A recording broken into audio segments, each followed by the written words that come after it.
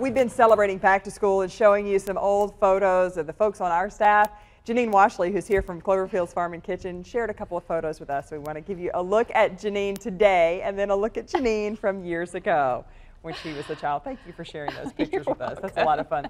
Today we're talking about jams and jellies and maybe some uncommon uses for these. But look at that. Our jelly from earlier that you made from the Welch's juice is already starting to set up. And this is my guilty pleasure, a warm grape jelly and homemade peanut butter sandwich on homemade white bread. That is a big sandwich too. Oh, boy, that looks good. But this is something that is so delicious. Peanut butter ice cream, you take just regular commercially prepared vanilla ice cream and some commercially prepared peanut butter, stir it together, let it refreeze, scoop it, and then put warm grape jelly over the top of that. Ooh, that's it is different. So delicious.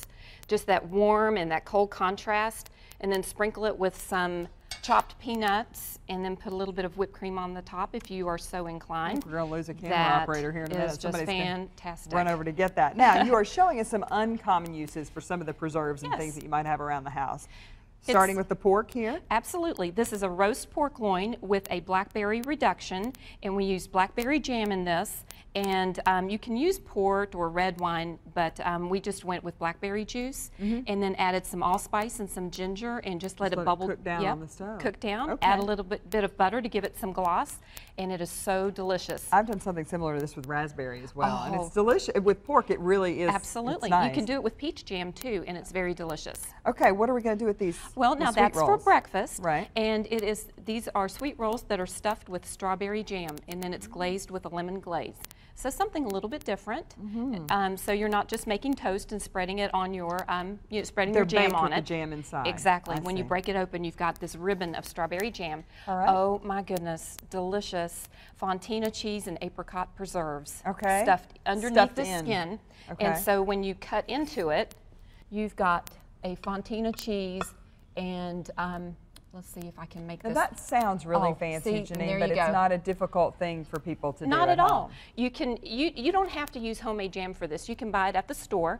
Buy apricot preserves. Grate 3 cups of fontina cheese. Use a cup of the apricot preserves. Mix it together with a little bit of lemon juice. Whenever you use preserves, the key is to break down that sugary taste with an acid, whether that's apple cider vinegar or lemon juice or something like that. That tones it down. Absolutely. And a little bit of garlic powder, and you've got a delicious treat worthy of guests. What did you do with your carrots? Moroccan carrots. This has orange marmalade in it, and then it's given a Moroccan flavor profile with honey, pine nuts, and cinnamon. And so it's cinnamon and orange marmalade used in a savory way. And then you've used your preserves for dressings as well. Yes, and this would be something delicious for lunch, maybe alongside the chicken. And this is a creamy apple butter vinaigrette, and this is a red raspberry balsamic vinaigrette. And again, you're just cutting your sweetness with some sort of acid. And this is glazed cabbage, and you use apple jelly in this, and a little bit of cider vinegar. So all of these a little bit on the light side, and you could even can these because they don't have any dairy in them. Okay, well, Janine will again share all these recipes with you if you just send her an email. She's at Cloverfield's Farm and Kitchen. We want to point out this is her personal residence. Don't just go driving down there, but they do open the farm a few times a year for special events. You can make a reservation, and she's got a calendar on her website that shows you what those events are. But there's the information, her phone number. She's happy to take your calls and answer questions, 270-862-3762.